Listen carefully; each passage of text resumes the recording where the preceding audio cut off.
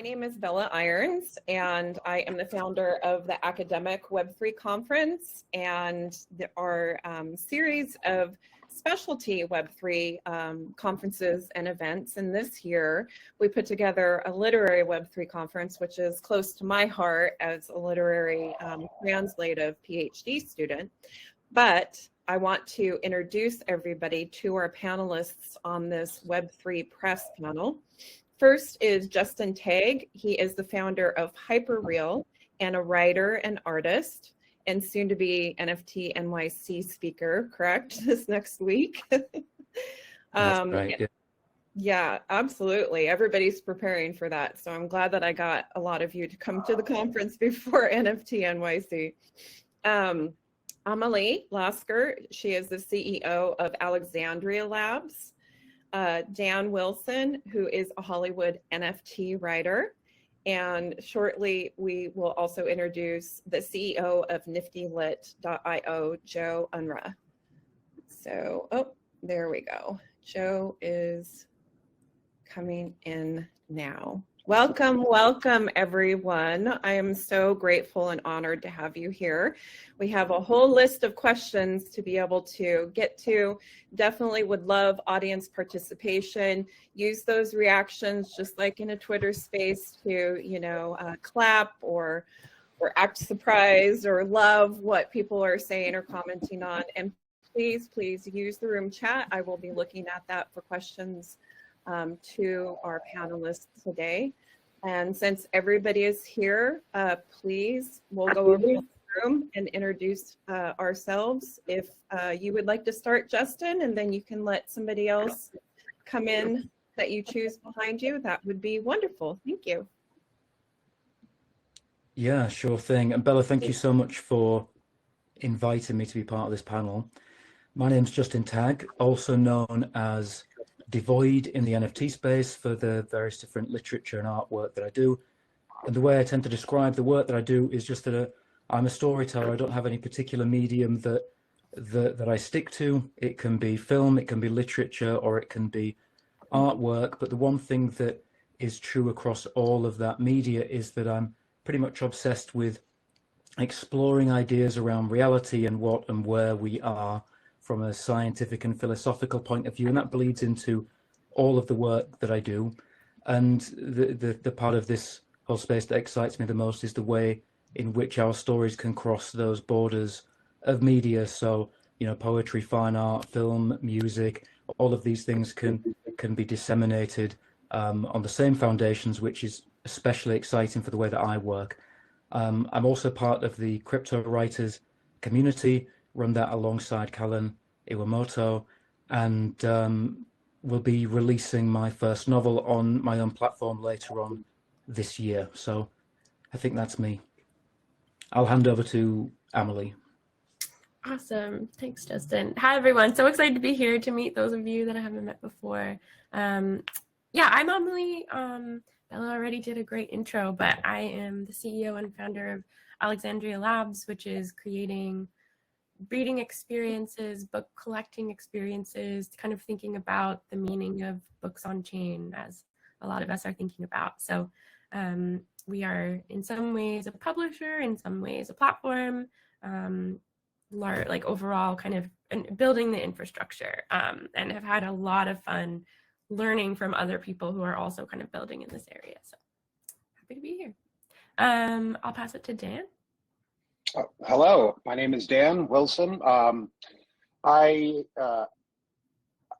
screenwriter by trade. That's how I've made most of my living. I've worked for New Line, Paramount, Disney, written a lot of stuff. But actually, Bella is the one, because of you, got into the NFT and Web3 community. So thank you for that, by the way. And I just find this, it's like a whole new kind of creative but scary medium. Justin, like you just mentioned, you finished your first novel. I finished mine. So it was outside of my comfort zone. I worked on it with my two sisters. And Yeah, so it's like this is just a fun world. I have questions, and we'll get into all that. So yeah, I'm really excited to talk about all this. But yeah, so background, screenwriting, Los Angeles, but moving forward into this awesome community of Web3. Thanks, Jan. Joe, did you want to introduce NiftyLit? Sure, thanks, Bella. And I see lots of familiar faces, and also nice to meet everybody who I've never met before. It's really a pleasure to be here. My name's Joe. I started a company a little over a year ago called NiftyLit that is very much a publishing company and sort of it is a literary magazine very much in the traditional sense. But the major difference is that we publish short form literature on blockchain. We are not sort of the other way around. We're not a technology company that publishes. We're a publishing company that leverages Web3 technology. It's been quite the journey so far. Another difference from some of the other platforms in the space is that we curate art and writing, and so it's very much in that traditional sense where people submit their writing to us via Submittable, which other writers are probably really familiar with. And we have gotten over 1,000 submissions in the past year from writers from all sorts of different backgrounds, people who have no idea what an NFT is, and others who are all in on Web3. So it's been really fun to sort of build a community around that niche as well. I'll leave it at that for now, but again, happy to be here and looking forward to discussion. Thank you, everyone. Yeah. And since the title of this panel is Web3 Press, but also that it's a future forward form of books or stories and blocks, or blockchain, as people might understand. I guess the first, question really is, especially, hearing and having a panelist that is a writer in a particular field, predominantly coming into this space, and Dan is being very humble. He's a wonderful lore writer for some NFT projects. But if you, as publishers, as artists, as new, writers coming into this community, what are the different ways, that people can look at educating themselves, becoming part of a community in a Web3, publishing platform or community? Where would you advise people to start looking, at coming into this space? Who has been, helpful for you? And what kind of different nuances, especially within like Web3 publishing, might they find that are similar, to current publishing and or different, and, kind of give them a little bit more of a lay of the land. So anybody want to approach that first in your experiences or what you've been building?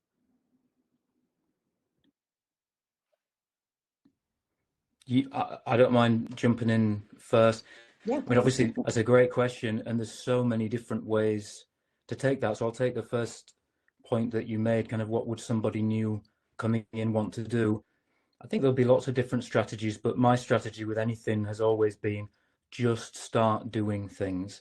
There's something wonderful about the unintended consequences of taking some kind of action. This space moves so incredibly quickly. The people that I met in 2021 when I first started with NFTs that have gone on to do some utterly incredible things they didn't know could be done when they first started just kind of proves the point. So the first thing is to just start doing. Don't wait until you're ready before you start. Play with the technology, experiment with it. And then the second part, which I think would probably be echoed by most people here, is the word that is very common in the space, which is community. Speak to people. Have conversations, surround yourself with the kind of people that have the attitude to the work that you also want to do, because there's something about that kind of camaraderie and accountability in terms of we're all in this together, we're all playing in this space together, And I think, yeah, I mean, just to loop that back around, it really is the unintended consequences of just taking some kind of action, because any piece of advice that I would give that was too rigid would be out of date by tomorrow anyway. And in the end, you're building your own road, you know, you're building your own foundations. So trying to model yourself too closely on the way that somebody else has worked isn't necessarily useful either. So yeah, that would be where I'd go with the first part of that question, which was great. Amelie or Joe, how do you see this publishing place, you know, especially for newcomers? Yeah, I think probably when Joe mentioned she started this a little over a year ago, and I also started this a little over a year ago. And I think when both of us started creating this, there weren't as many options. You had to, there were some, but mostly if you were like a writer, you have work, you're ready to put it out, you're looking for where to go, you need to probably figure out some technical knowledge or kind of like find someone to team up with who understands a little bit more about kind of how to navigate the existing landscape and what that should look like. But since then, there have been so many interesting solutions that have proliferated, and also there are so many more coming out all the time. With Alexandria, what we're building is to start, what we have is we've put out some books, including from Maria Caballero in the last panel. We did a wonderful short story collection from her, kind of exploring the idea of these stories inspired by Brooklyn. Can we do unique Brooklyn inspired covers, and kind of just play around with the fact that these books are unique tokens and they can be collected. And also the book is readable by anyone, which is very interesting. It's very much up to the author how they want to do that. Like, do they want it to be readable by anyone? Do they want it to be readable only by people who own it, or some other rules? And so that's like an example of sort of, if you like have an ebook that you want to self-publish in this beautiful collectible form, you can go for that. But then there are just like endless other possibilities. I mean, there's ways to create like kind of unique collecting and reading experiences on chain. There are like a lot of platforms doing interesting things. And so, yeah, I think just like starting to explore, it's sort of like, you know, right now in like kind of the traditional publishing world, you're an author and you think like, where's the best home for my book? You kind of look around at the possible homes, and like, is it an Amazon self-publishing where I'm like really kind of in charge of everything? Or is it working with an indie publisher? Or is it something else? And now I think there are just all of these technical platforms where you can actually see the work, see the interesting work. I think that's like the most important thing, to be able to see what it looks like. I was just looking at NiftyLit just today because I hadn't had it come across my radar before, and I love that way of doing it. And so, yeah, maybe Joe, I would love to hear more about that. Thanks, Amelie. Yeah, I think I could talk all day about this topic.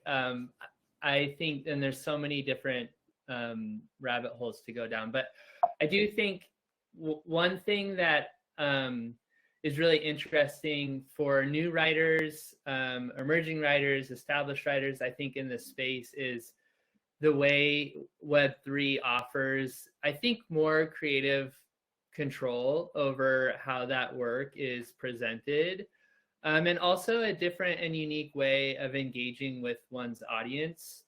The part of my like big drive in creating NiftyLit was frustration with the traditional publishing industry, and the, you know, inequities within publishing, and also just sort of the lack of the ability for a creator to commodify their work in a meaningful way.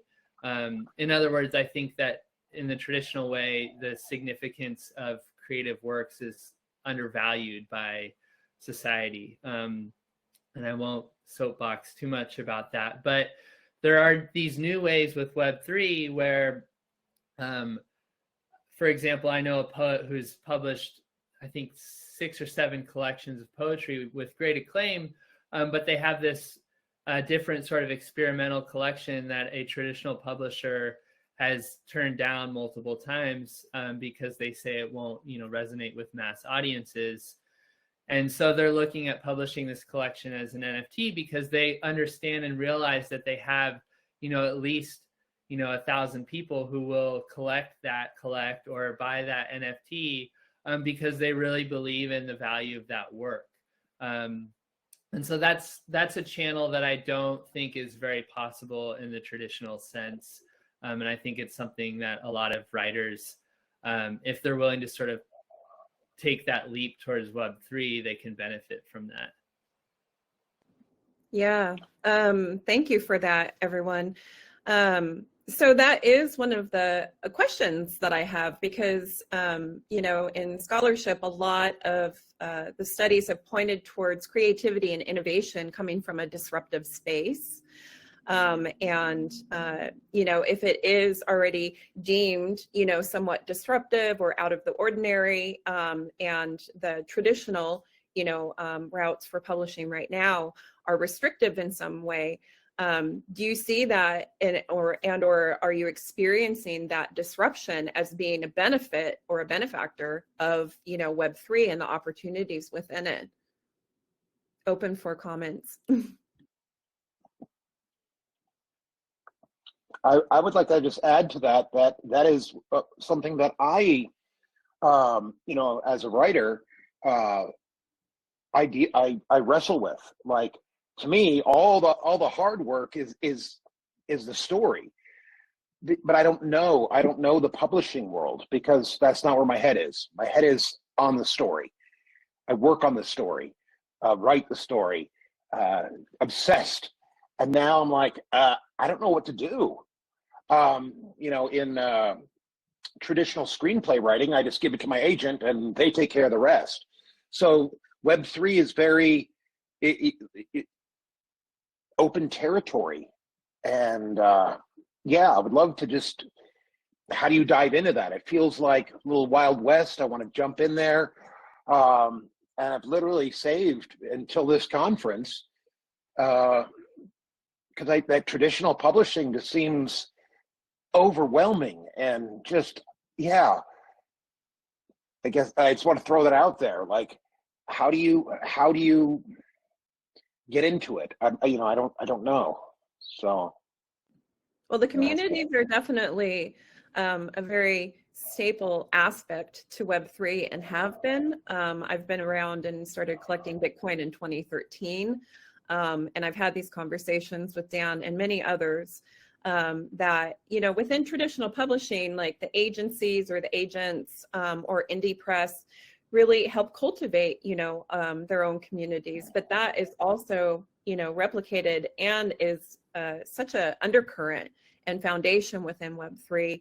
At the same time, we're going to have a panel later on ownership economy and about the, variances of decentralizing the centralized processes where they're bringing you a community, but especially, if you have a community or if you're looking for a new community for something that is disruptive, something that is different, innovative, that this is a space for a lot of people to start exploring.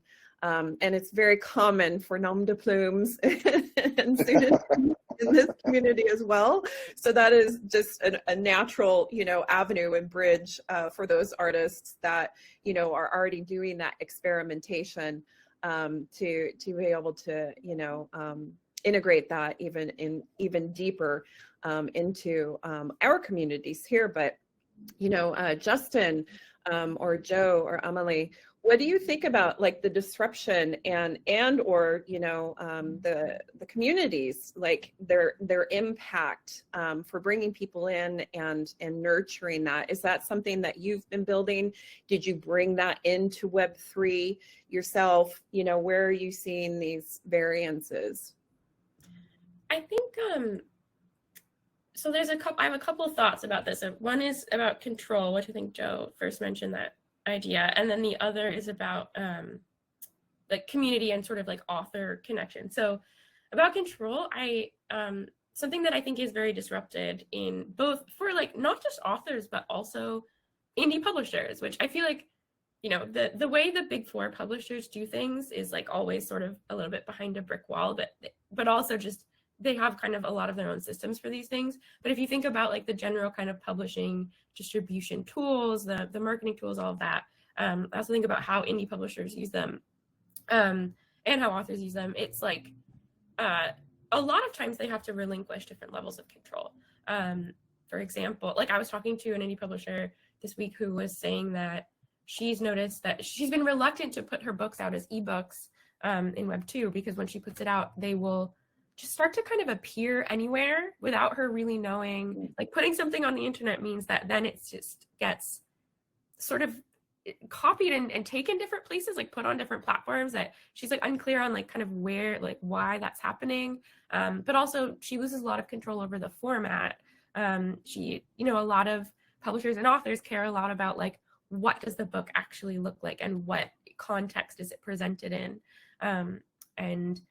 You know, should the text be reflowable, but also what should the typeface look like? All these things that they're thinking about, that you really can lose control over, partly because you often have to kind of give that control over to like whatever distribution or like presentation platforms that you find you have to choose, or because of this thing where like putting something out, it just kind of like gains a life of its own.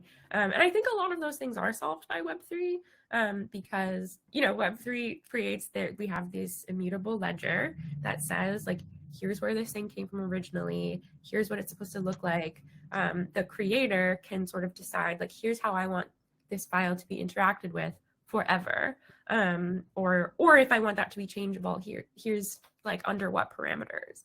And so that brings me to like the second piece, which I think, yeah, the community and author piece. And that's something that I think is a part of Web3 as a whole, not just like Web3 publishing, that there is a lot more of this sort of like community-based audience building, and even like artists and creators kind of sometimes working more in response to their community, like in communication with their community. And so I think that to go to your question, Dan, that can be a really nice place to start. Both like there are so many writer communities, some of which, a lot of which like you'll hear about like also in the later panels. I'm thinking of like PageDAO is a great place to hear about like, you know, how do you enter the space as an author? But there are writer communities, but then also like kind of creating a sense of community between author and reader. And part of that is enabled just by the fact that like when you purchase something on blockchain, you are purchasing it directly from the author. You know, your money is going directly to the author, and you will kind of forever have that connection. It's a way that like an author selling a book, it's not like a physical book or even an ebook where it just kind of, it's transacted and there it is, it's gone. It's like you can continue to provide additional content. You can continue to, if you want, make it alive, like upgrade it. There are so many interesting things, and I find in my experiments with kind of book marketing and distribution, I find that the most compelling way to really get people interested in collecting a book is when it's coming from the author, is when it kind of is about, you know, you are collecting work from an author. You kind of become a patron in that way. So anyway, long answer. That long answer that only hits this very I like it. I like what you said. And I like that you're talking about community. I want to give a shout out to one of my projects right now. Two of the three founding members of one of my current NFT projects are from the Ukraine, and they hired a comic book artist. I'm writing the comic and he's drawing it, and he's from Russia. And when you think like, I mean, that's the biggest conflict right now, but they hired him because he's an artist and they recognized it. And I love the fact that, yeah, it transcends politics, it's community. And so I wanted to just give a shout out because I feel like, yeah, they're practicing what they preach, you know, and it's community and recognizing the artistry and nothing else. So yeah, thanks for adding. Give a little shout out. Yeah, because that's really important to also recognize that artistry transcends boundaries, you know, and it is this innovation and creativity, but connection to others that I'm hearing, you know, from Amelie. And that I experienced as a emerging technology specialist since the 90s. I've been in every web iteration, and Web3 has brought me the most impassioned, presence, and why I put together the conferences, and really try to curate, people that are also impassioned with what they're doing and presenting for the benefit of others and humanity, because that is really a strong quality that I have found, especially in each iteration. And it is just so alive within the literary Web3, which is why, we really knew that we wanted to bring these voices together. But Justin or Joe, what's your interpretation of, building community, bringing it with you, if you had curated it before, what that looked like, to help, people come into this space, and or what it looks like, to be the support system for what you're, producing in the world? Sure. Yeah, I love this question, particularly because I think community has been sort of thrown around a lot as this like must-have within Web3, and I've seen it done a bunch of different ways. I quickly wanted to mention sort of community vis-a-vis the question about disruption is really interesting to me in this space. And Amelie spoke a little bit about IP, and I think I write nonfiction in my personal life as a writer, and so I don't quite like probably fully understand like the world of fan fiction in my own writing, but I understand that there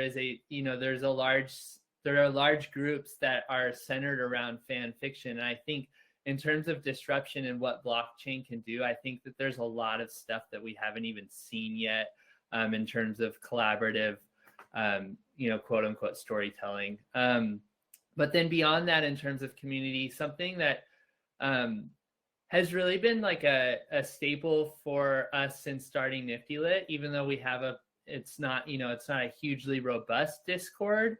That's just like one small example, I think, of like Discord is often associated with Web3, and it's almost like another must-have if you're in the industry. And I had never really come across a literary magazine or community where I could submit my work for consideration and then actually go and meet the people who are like behind the curtain, so to speak, of that publication, and engage with them or engage with other writers who had been previously published in it. And I think there's sort of this, there's this beauty in being able to talk and interact with the people who you're creating alongside that didn't, for me, largely exist when I was in Web 2 and sort of scouring mastheads, going like, who is this person that might be editing my work, and what sort of writing style do they have, and do I even like appeal to them? And now like I can just engage directly with other writers.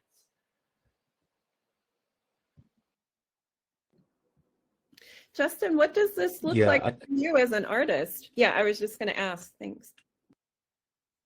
Yeah, great. And I just want to kind of, I suppose, pick up on a point that a few people have made here, because it's so interesting around this kind of idea of disruption, because I think that there's something that I've had an experience of from a few different positions, because I've worked across a few different places. And the thing that's always been frustrating, and where I've personally felt a lot of kind of disruption from the way this technology has shaped the way that I work, is if you want to release a film, for example. So part of what I've done kind of with the companies, we've released short films, released feature films. There's a very specific set of rails you have to ride. And because you have to ride those rails, that audience is receiving that, piece of work in a particular way. So people want to go see a film, so they go to a cinema. Somebody wants a book, so they've got to go to the bookshop. You want to buy a piece of art, so you go into the art gallery. And that's because all of these things are being disseminated in different ways, but so much artistic work that is built upon the foundation of the blockchain is being disseminated in the same way, which makes it so much more possible, so much more flexible, for, I suppose, the technology to kind of take a different shape. It almost like you imagine that before we had all of these different rivers, whereas now they're kind of converging. The disruption then is that it creates this opportunity for storytellings that have far less boundaries in terms of their media. And I think that that is, from an artistic point of view, one of the most wonderful parts of the disruption. It's not just this idea of seizing the means of distribution, which is obviously very important too. From a personal experience, I've just found that the kind of work I've always wanted to do has become far more accessible to the people that I want to present it to. So that's been wonderful. And I suppose there's an oblique note on the audience and community aspect as well, which is it's kind of a strange tangent. I remember a very interesting experience that I had, this is going back 15 years or so, way before any Web3 stuff. And there was a website, it's called Trigger Street, I believe. And it was a community of writers. And the way that it worked was that if you wanted to submit a piece of writing, then you would have to first offer kind of a review or a critique of, 5 or 6 other writers' work, and your reviews were also being critiqued by people. It was a flywheel of deep attention that meant that everybody was genuinely invested in the success of the people around them, and they were invested in offering useful feedback rather than just flippant commentary. That kind of community that I think has been suggested a couple of times in here, this idea of actual connection, actual engagement, actual relationships between people during the writing and artistic process, that's an opportunity that I think is being realized here and there in this space, and it is accessible in the Web3 environment in a way that it perhaps wasn't so accessible before. So I didn't see anything like that since, honestly, and I'm hoping to see more of it here. That's a wonderful example. Probably the pre-Web3 iteration, it sounds like, because for those that don't know or that are listening, and we haven't brought in the other constructs within Web3 like DAOs, decentralized autonomous organizations, which are community structured and decentralized, communities, trying to maneuver and agree with each other in ways that it sounds like you're talking about with that website, but even more intensely with that website, it's an invested interest, which is what digital assets also really offer. They offer that ability for this aliveness within the artistry. They offer people the ability to connect with the creators or the art on deeper levels. But there's a lot of different nuances within this, not even just publishing, but you've brought up, Amelie brought up PageDAO. So these community models are very much a part of this Web3 world, and they help in different ways, and a lot of it is exploratory right now, right? Web3 is a very new emerging technology space, even though we have years into it for a lot of people, and the disruption, the opportunity for artists to have not only the tools but the communities and or the support to either bring or to cultivate within this space for that expression, for that for that expansion of what might have been limiting before. But thank you for bringing in that example. I'm going to have to look that up because that sounds like such a wonderful precursor to what I feel and believe a lot of people have been trying to do within Web3, which is build deeper, more meaningful bridges with people, even through technology layers, and tools. So anybody else with the community or the disruption? We have some other questions. Yeah, I really liked what you said, Justin. The biggest point is that artists help each other. But there's this weird area of someone telling you what you have to do. And that's what always gets me. It's like, what if somebody had gone to Leonardo da Vinci and said, you know what, you got to put eyebrows on the Mona Lisa. Why did you got to fix that? that's what I don't want. But I respect the fellow artist who would say, ooh, you know, give me questions, give me feedback. And it's that sense that I like. It's that sense of community that I like. It's talking to a friend, not someone telling you, oh, if you want to sell it, do this. That's what gets me. It's like, be the artist and let the audience find you. I'm not trying to play to an audience. I'm just going to tell you my truth, and maybe one person will like it, maybe a million, I don't know. But I would rather tell the truth than have somebody like cut in there. So that's my angle on it. And that's important for the just publishers here. What do you think? Sorry, go ahead. I was just going to really quickly build on your point, Dan, because it's such a beautiful one. There's an idea that we often talk about on the kind of crypto writers spaces that we have, which is, you know, what's the end result of a piece of writing, you know, or the end result of writing? Is it a piece of writing, or is it kind of the mind you use and bring to the next piece of writing? And the wrong kind of critique and the wrong kind of jumping in there and trying to control the way that somebody manages their vision, it's kind of cutting your nose off to spite your face, because what you end up doing is you don't allow the artist the opportunity to find and build, you know, the map of this territory that only they could possibly produce. So I completely agree with you. There's a type of feedback which can help invigorate an artist to become more, and there's a type of feedback which essentially stops them ever finding out what they can be, because you're trying to force them to be something different. So completely agree with you, and it's a great point. It makes me think of, first of all, I'm so glad we have someone on this panel who's primarily a writer, and that we get to kind of have these perspectives, that because it's so important, and it's another big piece of what's being disrupted. That's why I'm kind of thinking about it. That so when I was at Seattle AWP, where I've seen some of the folks at this conference at a couple weeks ago, very kind of traditional publishing conference, and there were people talking about decentralizing publishing, and hearing the word decentralized, of course, like makes my ears prick up.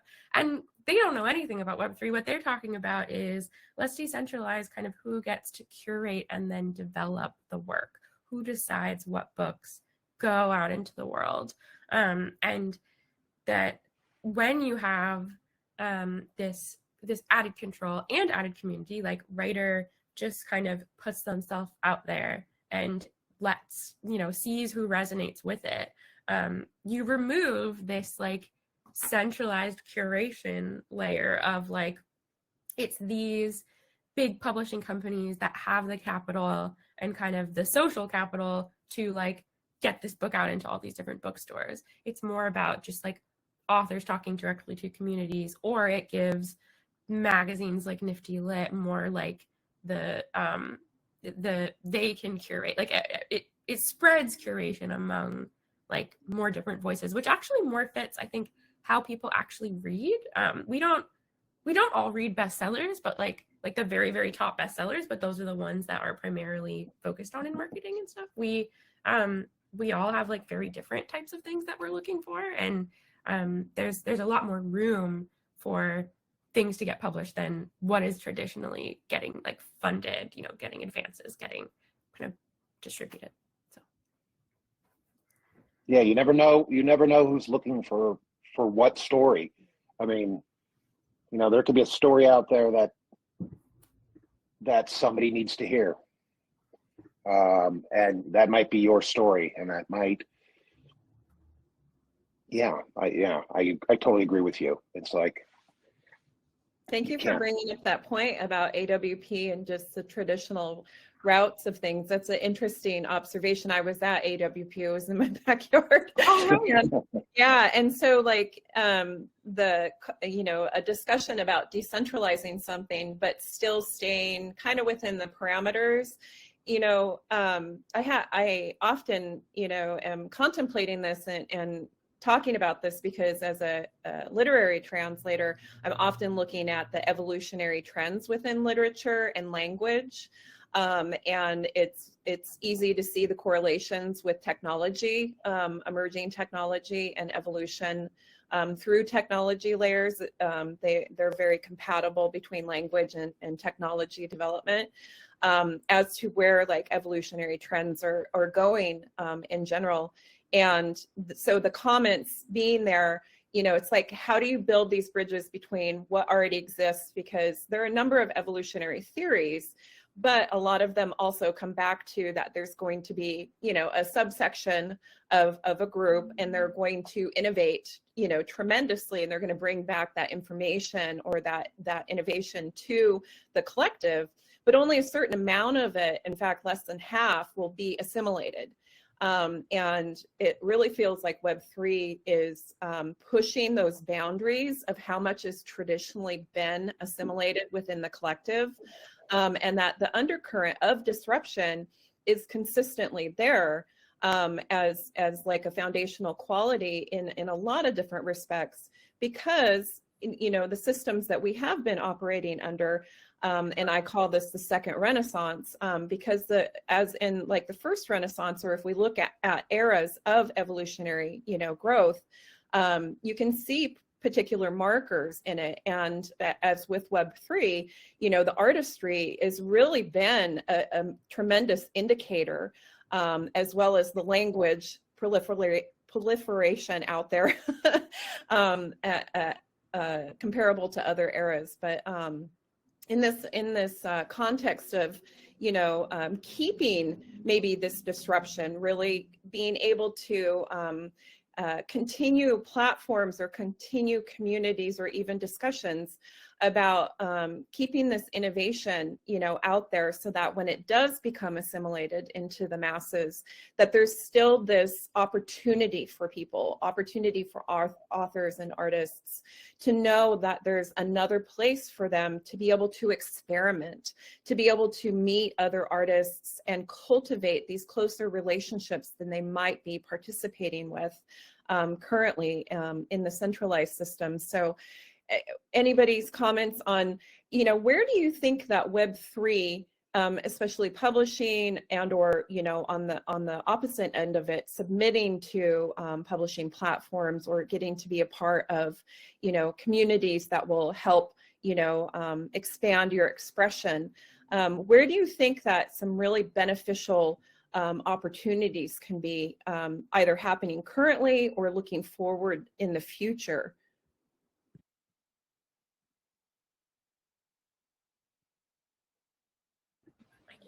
I mean, I think the most, let me know if I'm tackling this question in the right way. Like, but I think that like usability, adoptability is a really big problem across Web3, but going to be really important as we grow. And I'm like inspired by the different things that are coming out that make things more and more usable, or artists who are kind of doing things in interesting ways that sometimes will demonstrate like things in blockchain and how they work, but in a way that feels very intuitive. But I think things like, so Dark Block, which I only became aware of in the past few weeks, are doing really interesting things with like on-chain unlockables and stuff, but they are really focused on the actual usability and like how are each of these file formats going to be interacted with, and how do you kind of meet people where they are? Yeah, I think usability is, you know, consistently a huge topic in the space. I do, and I have fears around that with regard to like, you know, the big four publishers coming in and adopting this technology and sort of diluting the creator and consumer value add of the technology in the first place. I do think that there's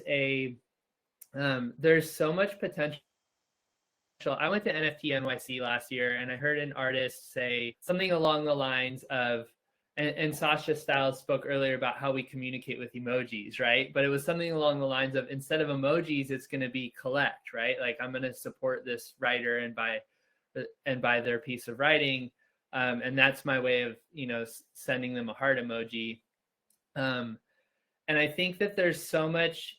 To get to that point, there's a lot of technological hurdles, but there's also sort of the consumer behavior and the recognition of, we were talking about traditional publishing and, you know, sort of the control that publishing houses take over creators' work. And I was thinking about an essay that was about Ocean Vuong, and about how when Ocean Vuong was coming to prominence, there was a lot of hesitation amongst the publishing house that they were working with to highlight their identity as a member of the LGBTQ community, and wanted instead to focus on their identity as, you know, a child of as a Vietnamese immigrant.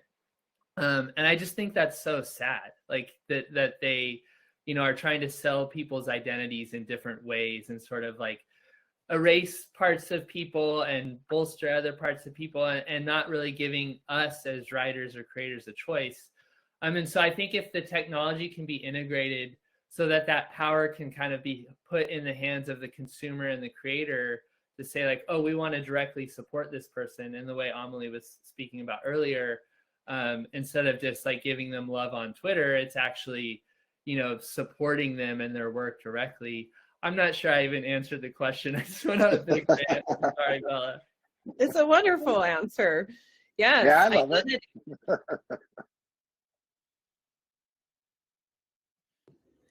And Justin, that makes me think, you know, like I had mentioned before, there is a tremendous proliferation of, you know, different ways of expressing yourself. And I'm wondering, as an artist, you know, do you feel this assistance and this support in the community of being able to present your work or yourself however you would want? I know that Devoid, and I apologize for not using that in the opening intro, but you know, that's usually how you know, express yourself or your work. So, you know, do you feel that support more here, or do you see that its relevance within the community?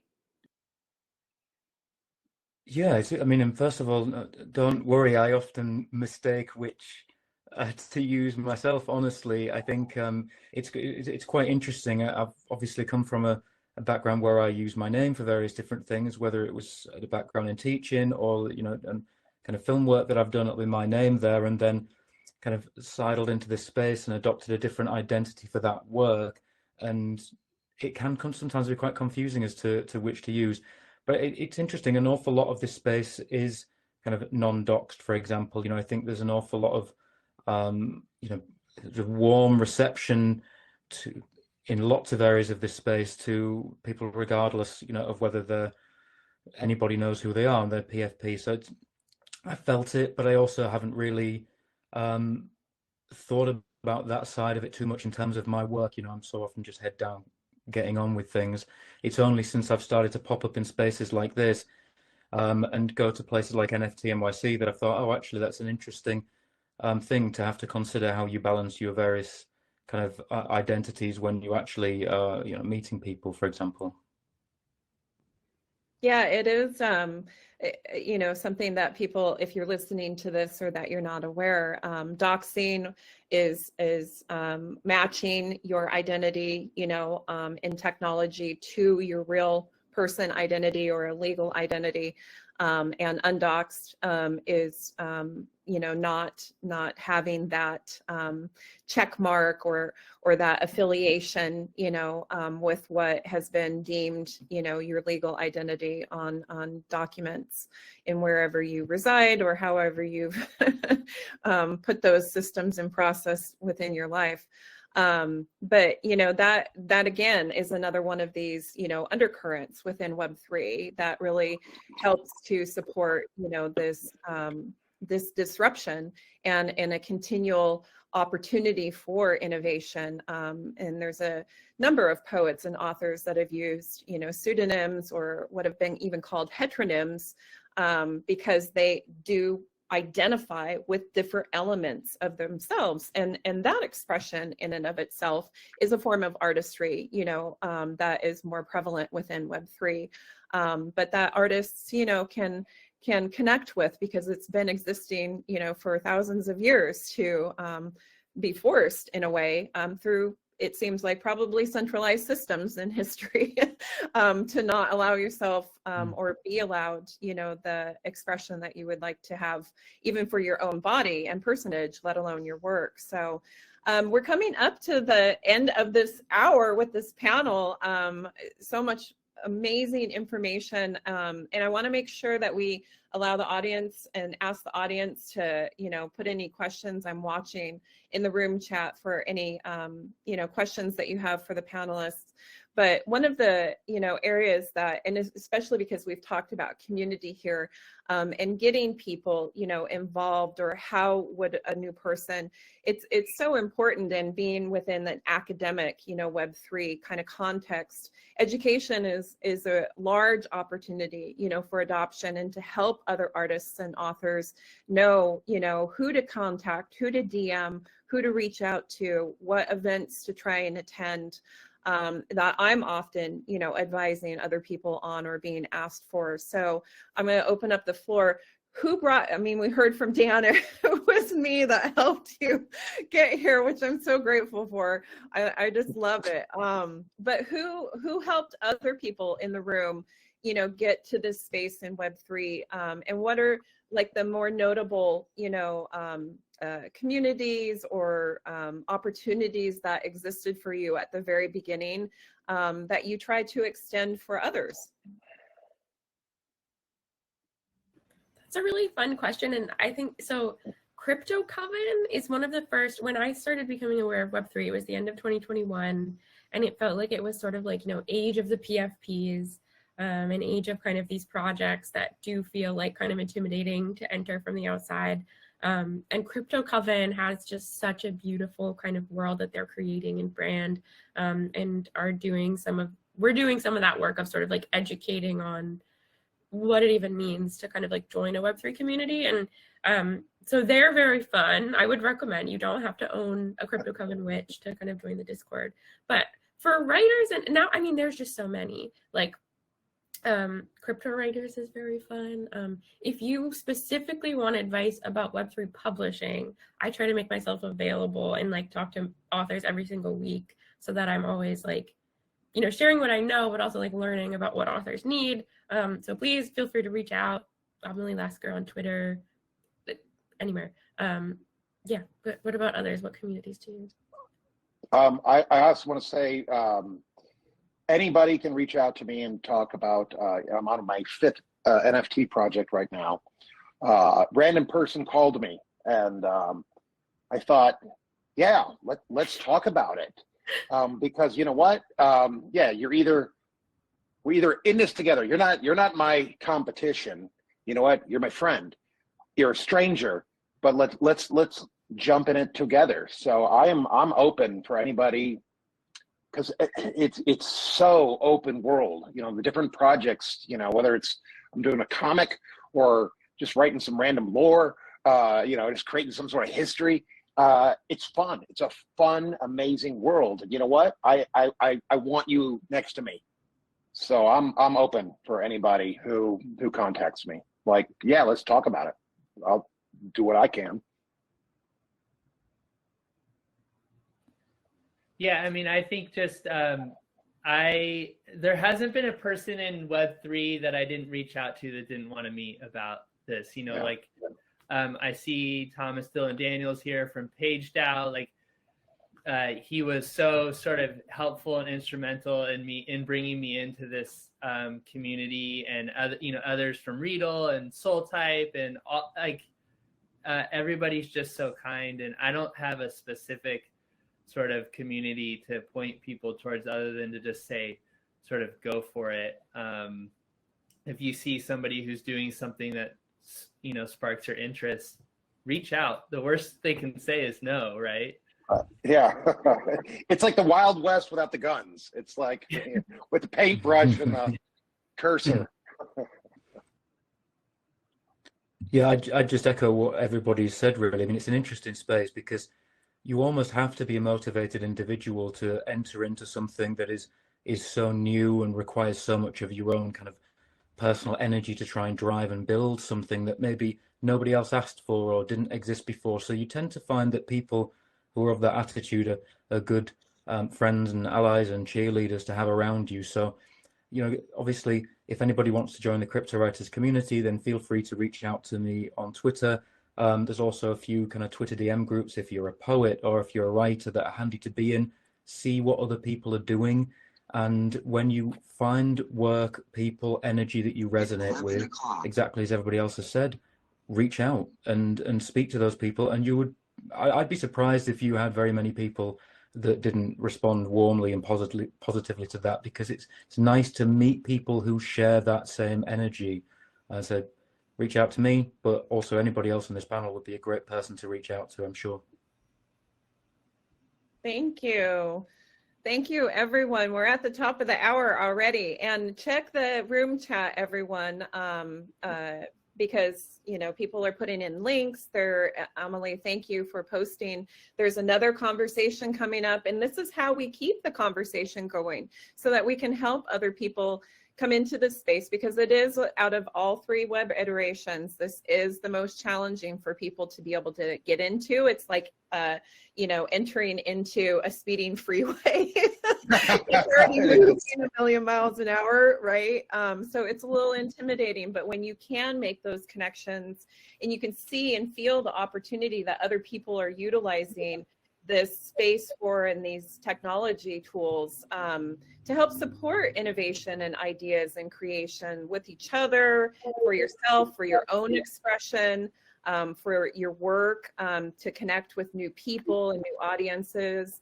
It's just a really wonderful time to be here, and I'm so grateful to each one of you, and for everybody going to NFT NYC or participating.